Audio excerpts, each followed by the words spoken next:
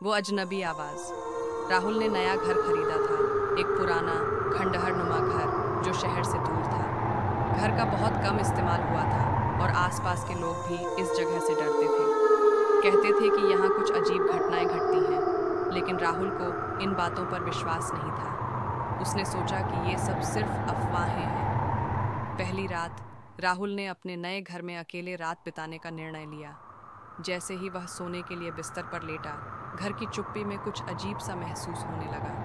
कुछ घंटों बाद उसे बहुत हल्की सी आवाज़ सुनाई दी, जैसे कोई किसी कमरे से बुदबुदा रहा हो। वह डर के बजाय उत्सुक था। उसने उठकर देखा कि आवाज़ सामने वाले कमरे से आ रही थी।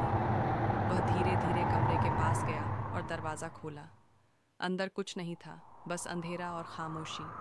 उसने सोचा, शायद हवा का असर होगा।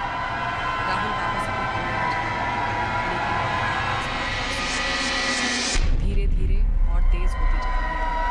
अब यह आवाज़ और साफ हो चुकी थी, जैसे कोई बेहद दुखी और परेशान आदमी। वह न चाहते हुए भी अपनी जिज्ञासा को दबा नहीं पाया और फिर से कमरे की ओर बढ़ा। जैसे ही वह पास पहुंचा, आवाज़ और भी तेज हो गई और अचानक राहुल ने घबराकर लाइट जलाई और देखा, लेकिन कमरे में कोई नहीं था। फिर उसकी नज़र दरवाजे पर पड़ी। दरवाजे के नीचे कुछ निशान थे, जैसे कोई कुछ घिसते हुए चला हो। उसने दरवाज़ा खोला और देखा, कमरे में एक पुरानी सी कांपती हुई लड़की खड़ी थी।